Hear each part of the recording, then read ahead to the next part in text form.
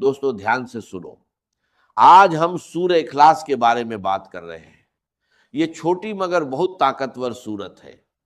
اس میں صرف 4 آیتیں ہیں، لیکن اس کی برکتیں انسان کی زندگی بدل سکتی ہے۔ اس سورت میں اللہ کی خالص توحید بیان کی گئی ہے۔ اللہ ایک ہے، اس کا کوئی ساتھی نہیں، اور وہ ہر کمی اور ہر دوش سے پاک ہے۔ حدیث میں آیا ہے کہ سورہ اخلاص پڑھنا قرآن کے 1/3 کے برابر ہے۔ ایک صحابی کو یہ سورت بہت پسند تھی اور ہر رکعت میں اسے پڑھتے تھے۔ جب نبی صلی اللہ علیہ وسلم کو بتایا گیا تو آپ نے فرمایا کہ اللہ بھی اس سے محبت کرتا ہے۔ کسی کو اس سورت سے سچی محبت ہو تو وہ جنت میں داخل ہو سکتا ہے۔ ایک آسان اور اثردار عمل یہ ہے کہ گھر میں داخل ہوتے سمے سلام کرے اور ایک بار قل هو اللہ احد پڑھ لے۔ ان شاباشیوں سے انسان تنگی اور پھاکے سے محفوظ رہے گا۔ اس چھوٹی سی صورت میں توحید کا پورا پیغام سمایا ہوا ہے۔ اللہ نہ کسی کا باپ ہے، نہ بیٹا، اور نہ کوئی اس کے برابر ہے۔ دوستو، اب ذرا سورہ فلق کا تعارف بھی دل کی گہرائی سے سنو، کیونکہ یہ وہ مبارک صورت ہے جو انسان کو ہر برائی، ہر اندھیرے اور ہر نقصان سے اللہ کی پناہ میں لے آتی ہے۔ علماء کے مطابق اس سورت کے نزول کے بارے میں 2 قول ملتے ہیں۔ ایک قول یہ ہے کہ یہ مدینہ منورہ میں نازل ہوئی، اور دوسرا قول یہ ہے کہ یہ مکہ مکرمہ میں نازل ہوئی۔ لیکن زیادہ مضبوط رائے یہی مانی جاتی ہے کہ یہ سورت مدینہ منورہ میں نازل ہوئی۔ اس سورت میں 1 رکوع، 5 آیتیں، 23 کلمات اور 74 حروف ہیں۔ اس سورت کو سورہ فلق کیوں کہا جاتا ہے؟ اس کے پیچھے بھی ایک گہرا راز چھپا ہوا ہے۔ فلق کے کئی معنی بیان کیے گئے ہیں، لیکن یہاں اس کا مطلب صبح کی روشنی یا صبح کا اجالا ہے، کیونکہ اس سورت کی پہلی آیت میں یہ لفظ موجود ہے، اس لیے اسی مناسبت سے اس کا نام سورہ فلق رکھا گیا۔ دوستو، حدیث شریف میں سورہ فلق اور سورہ ناس کی بہت بڑی فضیلتیں بیان کی گئی ہیں۔ یہ دونوں صورتیں ایسی ہیں جن کے ذریعے انسان ہر برائی، ہر جنات، ہر نظر اور ہر چھپے ہوئے نقصان سے اللہ کی پناہ مانگتا ہے۔ اب ان کی 3 عظیم فضیلتیں دل سے سنو۔ حضرت خباب بن عامر رضی اللہ عنہ سے روایت ہے جو مسلم شریف میں موجود ہے۔ نبی کریم صلی اللہ علیہ وسلم نے ارشاد فرمایا کہ کیا تم نے نہیں دیکھا کہ آج رات مجھ پر ایسی آیتیں نازل ہوئی ہیں جن کی مثل پہلے کبھی نہیں دیکھی گئی؟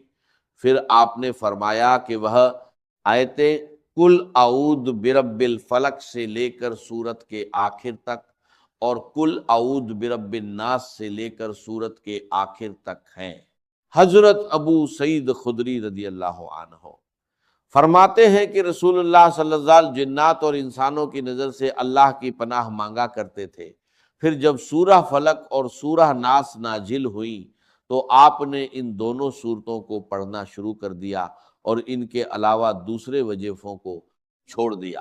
ایک اور روایت میں حضرت عقبہ جوہنی رضی اللہ عنہ سے بیان ہے کہ رسول اللہ صلی اللہ علیہ وسلم نے فرمایا کہ کیا میں تمہیں ایسے کلمات نہ بتاؤں جو شرارتی جنات اور بری نظر سے اللہ کی پناہ مانگنے میں سب سے افضل ہے؟ صحابی نے عرض کیا یا رسول اللہ صلی اللہ علیہ وسلم ضرور بتائیے۔ تب آپ نے فرمایا کہ وہ کلمات یہی 2 صورتیں ہیں، قل اعوذ برب الفلق اور قل اعوذ برب الناس۔ دوستو، اب اس صورت کے شان نزول کو بھی سمجھو، کیونکہ اس میں ایک بہت بڑی حکمت چھپی ہوئی ہے۔ یہ دونوں صورتیں اس وقت نازل ہوئیں جب ایک یہودی جس کا نام لبید بن عاصم تھا، اس نے اپنی بیٹیوں کے ساتھ مل کر نبی کریم صلی اللہ علیہ وسلم پر جادو کیا۔ اس جادو کا اثر حضور صلی اللہ علیہ وسلم کے جسم مبارک اور ظاہری اعضاء پر ہوا، لیکن اللہ کے کرم سے آپ کے دل، آپ کی عقل اور آپ کے ایمان پر اس کا کوئی اثر نہیں ہوا۔ کچھ دنوں کے بعد حضرت جبریل علیہ السلام حاضر ہوئے اور انہوں نے عرض کیا کہ یا رسول اللہ صلی اللہ علیہ وسلم، ایک یہودی نے آپ پر جادو کیا ہے اور اس کا سامان فلاں کنویں میں ایک پتھر کے نیچے دبا ہوا ہے۔ تب رسول اللہ صلی اللہ علیہ وسلم نے حضرت علی رضی اللہ عنہ کو وہاں بھیجا۔ جب کنویں کا پانی نکالا گیا اور پتھر اٹھایا گیا تو اس کے نیچے کھجور کے درخت کے ریشوں سے بنی ایک تھیلی ملی۔ اس تھیلی کے اندر نبی کریم صلی اللہ علیہ وسلم کے کنگھی سے نکلے ہوئے کچھ بال، کنگھی کے دانت، ایک دھاگا جس میں 11 گرہیں لگی ہوئی تھی، اور موم کا ایک پتلا تھا جس میں 11 سوئیاں چبھی ہوئی تھی۔ جب یہ سب سامان نکال کر رسول اللہ صلی اللہ علیہ وسلم کی خدمت میں پیش کیا گیا تو اسی وقت اللہ تعالی نے سورہ فلق اور سورہ ناس نازل فرمائیں۔ ان دونوں صورتوں میں کل 11 آیتیں ہیں، 5 سورہ فلق میں اور 6 سورہ ناس میں۔ جب ایک آیت پڑھی جاتی اس دھاگے کی ایک گرہ کھلتی جاتی، یہاں تک کہ ساری گرہیں کھل گئیں اور اللہ کے نبی صلی اللہ علیہ وسلم پوری طرح تندرست ہو گئے۔ دوستو، یہاں ایک اہم مسئلہ بھی سمجھ لو۔ تعویذ اور عملیات کے بارے میں یہ بات یاد رکھو کہ وہ تعویذ اور عمل جن میں کفر یا شرک کا کوئی کلمہ نہ ہو، بلکہ جن میں قرآن کی آیتیں یا حدیث میں آئے ہوئے دعائیں ہوں، وہ جائز ہے۔ حدیث شریف میں آتا ہے کہ حضرت اسماء بنت امیس رضی اللہ عنہا نے عرض کیا کہ یا رسول اللہ صلی اللہ علیہ وسلم، جعفر کے بچوں کو جلدی نظر لگ جاتی ہے، کیا میں ان کے لیے عمل کر سکتی ہوں؟ تو رسول اللہ صلی اللہ علیہ وسلم نے انہیں اس کی اجازت دی۔ ان صورتوں کے شان نزول سے کچھ اہم باتیں بھی معلوم ہوتی ہیں۔ پہلی بات یہ کہ جادو کا اثر حق ہے۔ دوسری بات یہ کہ جادو کا اثر نبی کے جسم پر ہو سکتا ہے، لیکن ایسا اثر کبھی نہیں ہو سکتا جس سے نبوت کے کام میں کوئی کمی آئے۔ تیسری بات یہ ہے کہ جادو کو ختم کرنے میں سورہ فلق اور سورہ ناس میں خاص طاقت رکھی گئی ہے۔ اور چوتھی بات یہ ہے کہ بیماریوں، اثرات، جادو اور بری طاقتوں سے بچنے کے لیے قرآن کی آیتوں اور سورتوں کو پڑھنا بے حد اثردار ہے۔ دوستو، سورہ فلق کے مضامین بھی یہی بتاتے ہیں کہ انسان کو ہر مخلوق کے شر سے، رات کے اندھیرے کے شر سے، جادوگروں کے شر سے اور حسد کرنے والوں کے شر سے اللہ تعالیٰ کی پناہ مانگنی چاہیے۔ یہی وجہ ہے کہ اس سورت کو ہر مسلمان کے لیے ایک روحانی ڈھال بنایا گیا ہے، اور اسی مناسبت سے یہ سورت سورہ اخلاص کے بعد آئی ہے، کیونکہ سورہ اخلاص میں اللہ کی وحدانیت اور اس کی پاک ذات کا بیان ہوا، اور ان دونوں صورتوں میں یہ سکھایا گیا کہ دنیا میں موجود ہر برائی سے بچنے کے لیے انسان کو صرف اللہ ہی کی پناہ لینی چاہیے۔ جنات ہو یا انسان، شیطان ہو یا حسد کرنے والے، ہر نقصان سے بچانے والا صرف اللہ ہی ہے۔ پھر اللہ تعالیٰ فرماتا ہے بسم اللہ الرحمن الرحیم، اور اس کا مطلب ہے کہ شروعات اس اللہ کے نام سے جو بے حد مہربان اور رحمت والا ہے۔ پھر ارشاد ہوتا ہے قل اعوذ برب الفلق، یعنی کہہ دو کہ میں صبح کے پیدا کرنے والے رب کی پناہ مانگتا ہوں۔ دوستو، اب اس مبارک سورت کی آیتوں کو دل کی گہرائی سے سمجھنے کی کوشش کرو، کیونکہ ہر آیت کے اندر انسان کی حفاظت، سکون اور راحت کا پیغام چھپا ہوا ہے۔ اللہ تعالیٰ فرماتا ہے قل اعوذ برب الفلق من شر ما خلق ومن شر غاسق اذا وقب ومن شر النفاثات فی العقد ومن شر حاسد اذا حسد۔ اس کا ترجمہ یہ ہے کہ تم فرما دو کہ میں صبح کے رب کی پناہ لیتا ہوں اس کی تمام مخلوق کے شر سے اور سخت اندھیری رات کے شر سے جب وہ چھا جائے، اور ان عورتوں کے شر سے جو گروہوں میں پھونک مارتی ہیں، اور ہر اس حسد کرنے والے کے شر سے جب وہ حسد کرے۔ دوستوں، جب اللہ تعالیٰ یہ فرماتا ہے قل اعوذ برب الفلق، یعنی کہہ دو کہ میں صبح کے رب کی پناہ لیتا ہوں، تو اس میں ایک گہری حکمت چھپی ہوئی ہے۔ تفسیر سراج جنان میں بیان کیا گیا ہے کہ اللہ تعالیٰ صبح پیدا کر کے رات کی گہری تاریکی کو دور کر دیتا ہے۔ جب اندھیرا پوری طرح چھا جاتا ہے تو انسان کو روشنی کا انتظار ہوتا ہے، اور جیسے ہی صبح ہوتی ہے تو ہر طرف اجالا پھیل جاتا ہے۔ اسی طرح جب انسان مصیبتوں، ڈر اور پریشانیوں میں گھر جاتا ہے تو وہ بھی راحت اور سکون کا انتظار کرتا ہے۔ اس لیے اس آیت میں اللہ تعالیٰ کے اس نام کا ذکر کیا گیا جو اندھیرے کو مٹا کر روشنی پیدا کرتا ہے، تاکہ پناہ مانگنے والے کا دل یہ یقین کر لے کہ جو رب رات کی گہرائی کو ختم کر سکتا ہے وہ انسان کی ہر پریشانی کو بھی دور کر سکتا ہے۔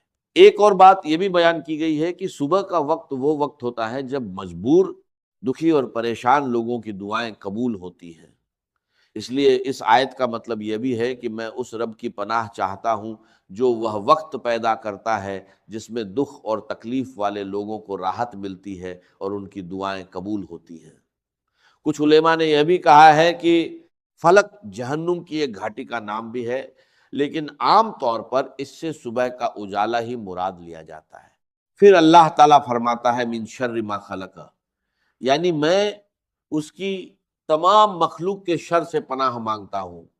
تفسیر میں بیان کیا گیا ہے کہ اس میں ہر مخلوق شامل ہے، چاہے وہ جاندار ہو یا بے جان، چاہے وہ انسان ہو یا جن، چاہے وہ دکھائی دینے والی ہو یا چھپی ہوئی۔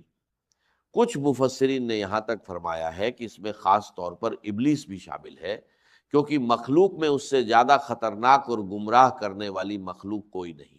اس کے بعد اللہ تعالیٰ فرماتا ہے وَمِن شَرِّ غَاسِقٍ اِذَا وَقَبَ، یعنی میں اس سخت اندھیری رات کے شر سے پناہ مانگتا ہوں جب وہ چھا جاتی ہے۔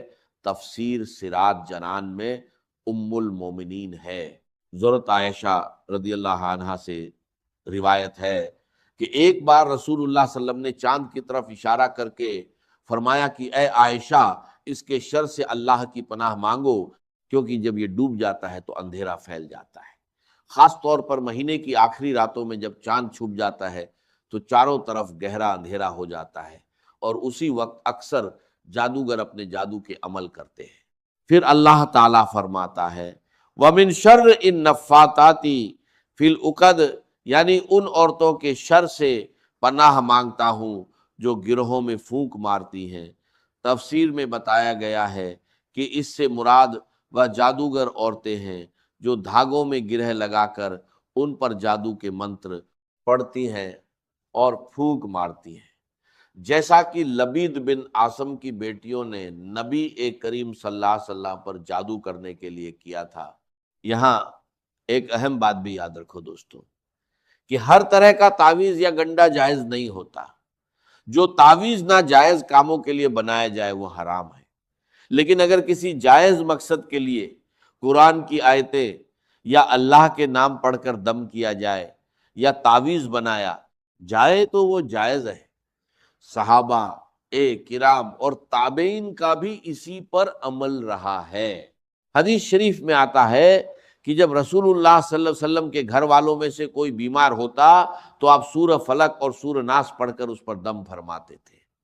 حضرت عائشہ صدیقہ رضی اللہ عنہ سے روایت ہے کہ نبی کریم صلی اللہ علیہ وسلم یہ دونوں صورتیں پڑھ کر بیماروں پر پھونکی مارتے تھے۔ اسی طرح حضرت اسماء بنت امیس رضی اللہ عنہا نے عرض کیا کہ یا رسول اللہ صلی اللہ علیہ وسلم، جعفر کے بچوں کو جلدی نظر لگ جاتی ہے، کیا میں ان پر کچھ پڑھ کر دم کر دیا کروں؟